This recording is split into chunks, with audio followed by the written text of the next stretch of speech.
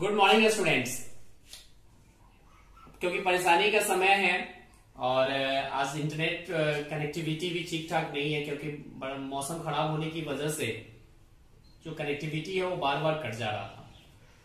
तो मैंने सोचा कि आज लाइव क्लास के बदले आपको वीडियो क्लास दिया जाए, लेकिन वीडियो क्लास भी ऐसा दिया जाए ताकि आपको ये ना लगे कि हम लाइव क्लास में नहीं है।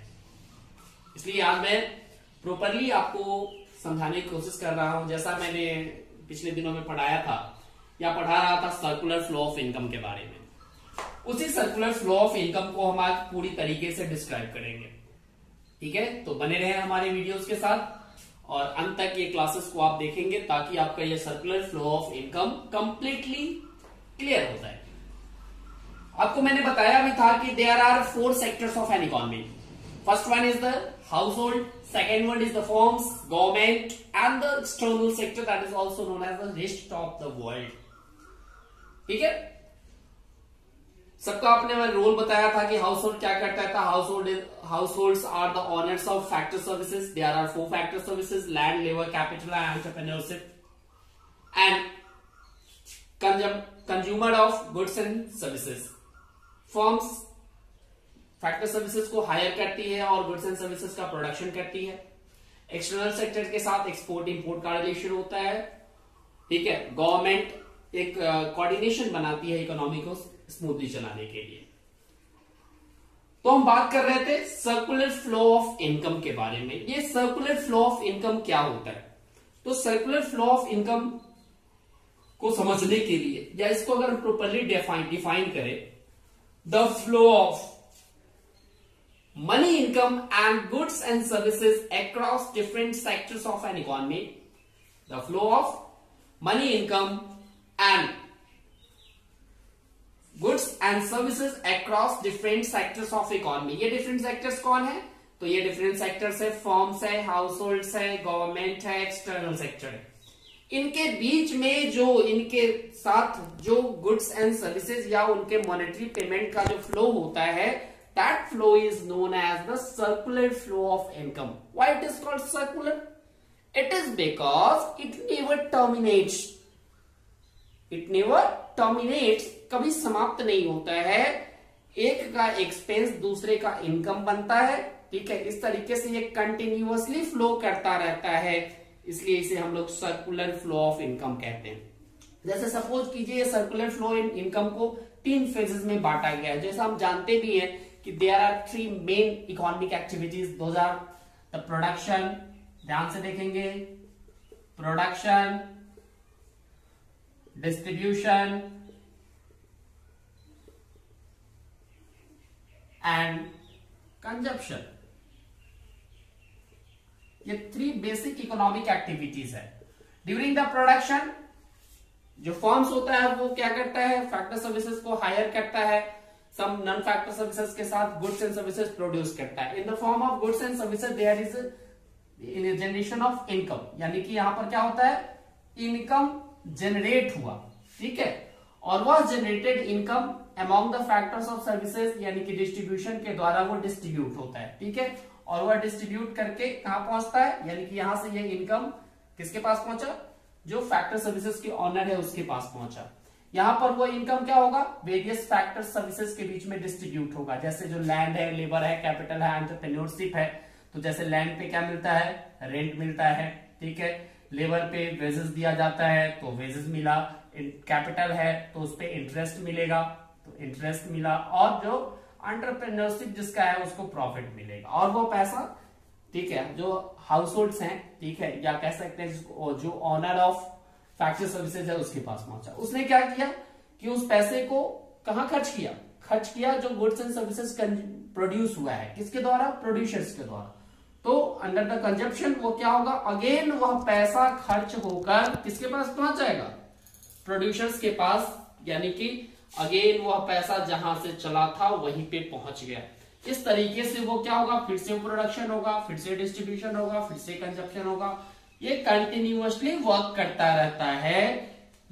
Therefore it is called circular flow of income। ये कभी टर्मिनेट नहीं करता है, तो इसीलिए इसे सर्कुलर फ्लो ऑफ इनकम कहा जाता है।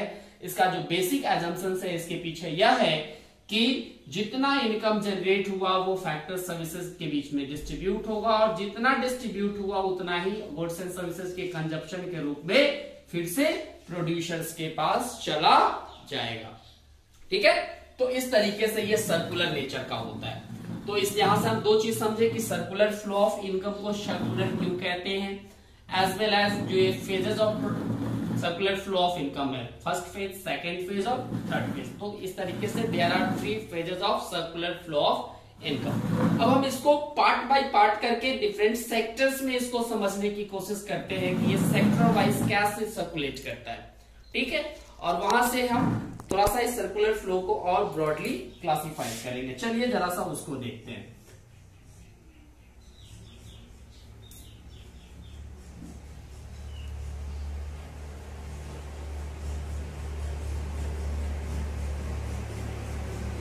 अब इसको देखने के लिए पहले हम इसको 2 सेक्टर मॉडल में देखेंगे, फिर इसको 3 सेक्टर मॉडल में, फिर 4 सेक्टर मॉडल में, इसको बारी बारी से हम इसको आगे बढ़ाएंगे। चलिए पहले हम इसको 2 सेक्टर मॉडल में देखते हैं। 2 सेक्टर मॉडल में सिर्फ 2 ही लोग होते हैं, फर्म्स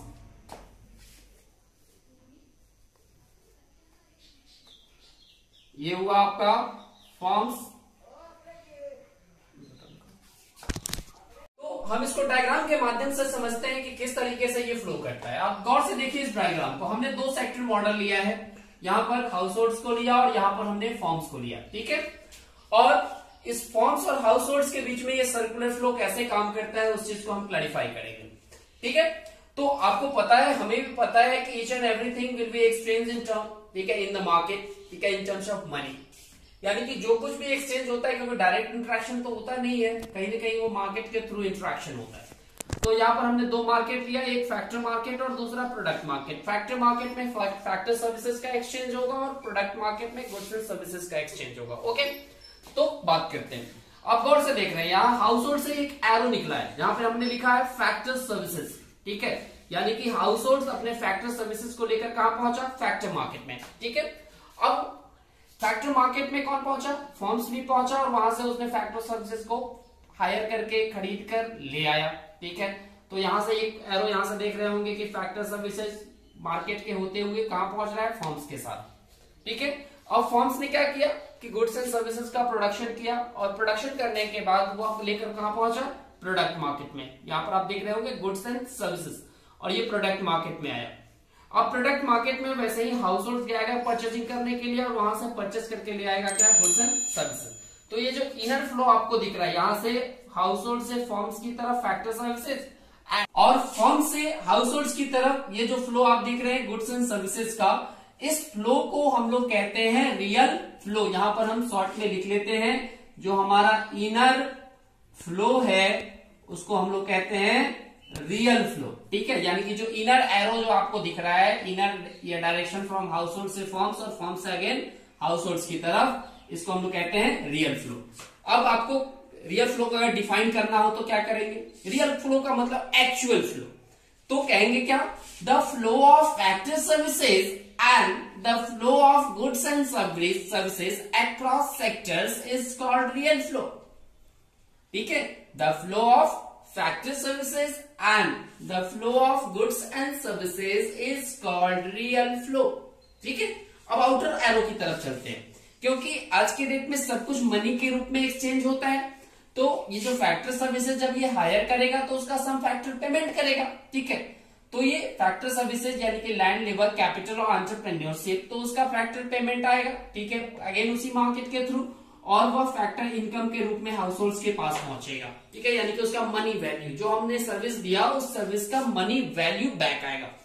उसी प्रकार से जब हम गुड्स एंड सर्विसेज परचेज करेंगे तो हम उस पर खर्च करेंगे ना, तो खर्च करेंगे तो वह क्या होगा, अगेन प्रोडक्ट मार्केट के थ्रू रिसिप्ट के माध्यम से वह फॉर्म्स के पास पहुंचेगा। तो जो आउटर एरो जो आप देख रहे हैं एंटी क्लॉक डायरेक्शन में, ठीक है, ये जो एंटी क्लॉक डायरेक्शन में जो आपका आउटर एरो है, यानी कि आउटर फ्लो, ये क्या है, मनी फ्लो है, या इसको हम लोग नॉमिनल फ्लो के नाम से भी जानते हैं।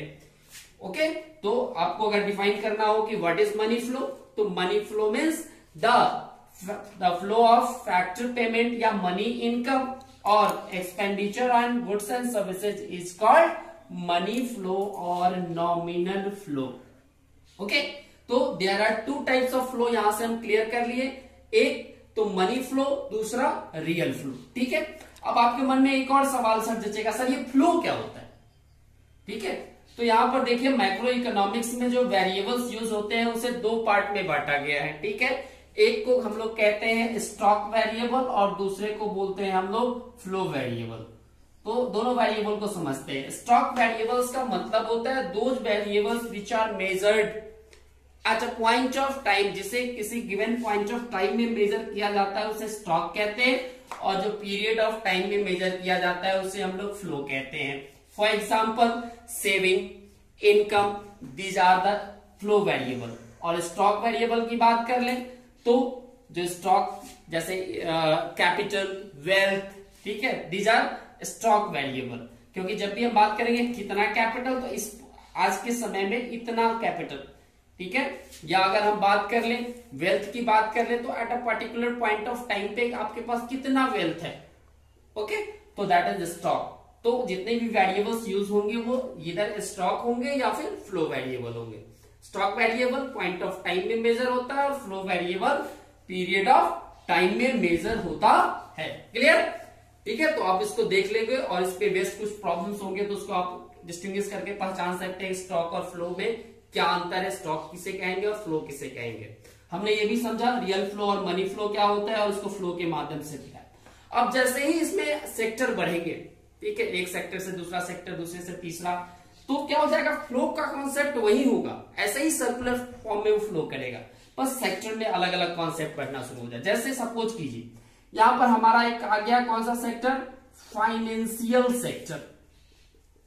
ठीक है, जैसे ही हमारा एक फाइनेंशियल सेक्टर आ गया तो फाइनेंशियल सेक्टर का काम क्या है, फाइनेंस, लेना देना, फाइनेंस में डील करना। तो हाउस होल्ड्स के पास अगर सरप्लस पैसा होगा तो वो यह क्या करेगा, यहां पर वो सेव करेगा। ठीक है, फर्म्स के पास अगर सरप्लस पैसा होगा तो वो यहां क्या करेगा, डिपॉजिट करेगा अपना। और जब कभी भी फंड की जरूरत होगी हाउस होल्ड को तो वहां से वो क्या करेगा, विड्रॉ करेगा या बोरो करेगा। उसी प्रकार से अगर फर्म्स को जरूरत होगी तो वहां से वो क्या करेगा, इन्वेस्टमेंट करवाएगा। ठीक है, तो इस तरीके से फाइनेंशियल सेक्टर आने से जैसे ही दो सेक्टर से अधिक सेक्टर आता है तो वहां पर एक कॉन्सेप्ट आता है लीकेज और इंजेक्शन का।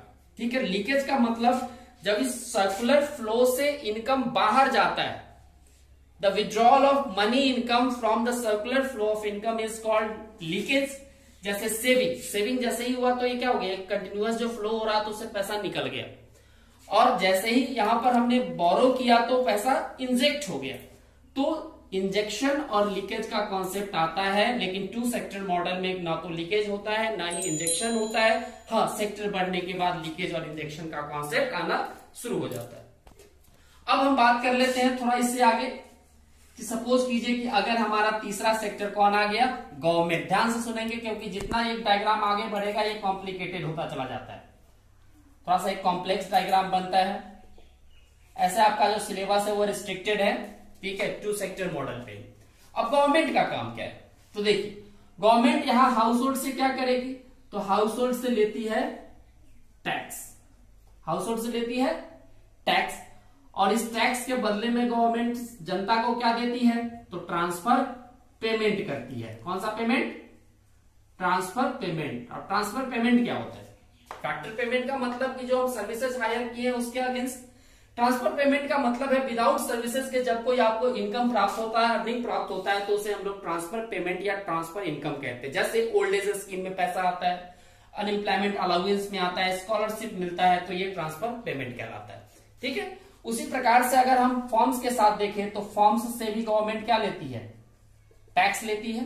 ठीक है, और जब फॉर्म्स को जरूरत होती है तो फॉर्म्स उसे क्या, गवर्नमेंट फॉर्म्स को क्या देती है, तो सब्सिडी देती है। क्या देती है, सब्सिडी। तो इधर देखिए, यहां से देखिए पैसा गया फिर राउंड होकर वो आया, यहां से देखिए वो टैक्स के माध्यम से गया और सब्सिडी के माध्यम से वो आता है। ऐसा नहीं कि जितना टैक्स उतनी सब्सिडी, ठीक है, वो डिपेंड करता है गवर्नमेंट की स्कीम्स पे, गवर्नमेंट के पॉलिसीज पे। लेकिन ये भी क्या होगा, सर्कुलर नेचर का होगा। सपोज कीजिए हमारा एक और सेक्टर है, कौन सा, ROW। इस चौथे सेक्टर में हम फ्लो को दिखाते हैं। तो देखिए चौथे सेक्टर में आप यहां से देख सकते हैं कि हाउस होल्ड भी जा सकता है बाहर कमाने के लिए, विदेश जाते हैं और वहां पर वो क्या देते हैं, अपनी फैक्टर सर्विसेज देते हैं। ठीक है, तो सिंपल सी बात है, जब फैक्टर सर्विसेज देंगे तो उसे क्या प्राप्त होगा, फैक्टर इनकम प्राप्त होगा या फैक्टर पेमेंट कर सकते हैं।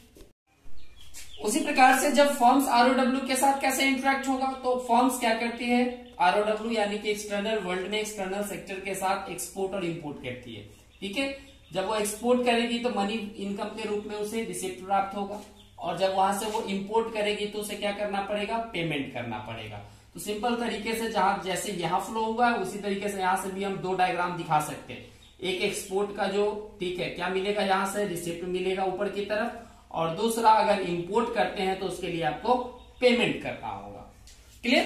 तो यही है ओवरऑल कॉन्सेप्ट है, यही ओवरऑल डायग्राम है। इस डायग्राम को आप अचानक लास्ट वीडियोस पे जाके या लास्ट पॉइंट पे जाके ना समझे, एक एक करके एक एक पॉइंट को पहले 2 सेक्टर में, ठीक है, फिर उसके बाद 3rd सेक्टर यानी कि फाइनेंशियल सेक्टर को लाएंगे, फिर गवर्नमेंट को लाएंगे, फिर आरओडब्ल्यू को लाएंगे।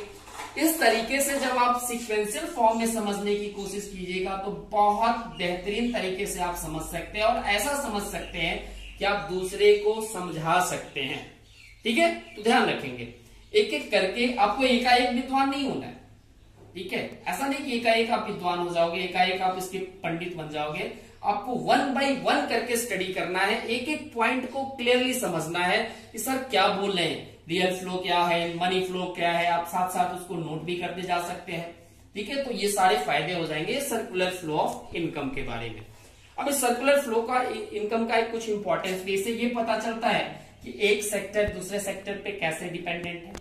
दूसरा ये भी पता चलता है कि ये कैसे एक लिंक है हर एक सेक्टर के बीच में, there is a link between each and every sector.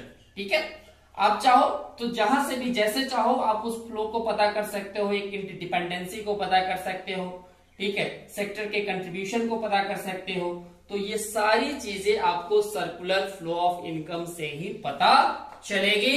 तो ये बहुत ही खास इंपॉर्टेंट टॉपिक है under the macro economics. National income accounting को सीखने के लिए ये कॉन्सेप्ट सीखना आवश्यक है, जहां पर हम बहुत सारे छोटे छोटे टर्म्स को डिस्कस करते हैं, लाइक स्टॉक, वेरिएबल, ठीक है, stock flow, real flow, money flow, ठीक है, डिफरेंट सेक्टर्स के बीच में transfer payment, transfer income, subsidies, ठीक है, फैक्टर इनकम, फैक्टर सर्विसेज, ये सारी चीजें हम यहां डिस्कस कर रहे हैं, इसीलिए ताकि आपका कॉन्सेप्ट क्लियर हो, आप बड़े आराम से इसे समझ सके। ठीक है, तो आज क्योंकि कॉन्सेप्ट थोड़ा सा बड़ा है, भले ही टाइमिंग उतनी नहीं है, इतना बड़ा वीडियोस नहीं बन पाया, लेकिन फिर भी ये जो टॉपिक है वो बहुत इंपॉर्टेंट है। आप इसको बहुत बहुत, ठीक है, एकदम माइन्यूटली इसको स्टडी करेंगे ताकि आपको आसानी से ये समझ में आए। ओके, फिर देखते हैं कल क्या स्थिति रहती है। अगर कल भी अगर इंटरनेट की कनेक्टिविटी अगर बहुत खराब रही तो फिर मैं वीडियोस के माध्यम से आऊंगा या फिर लाइव क्लासेस डेफिनेटली लेकर आऊंगा। ओके, तब तक के लिए okay bye, take care yourself as well as your family.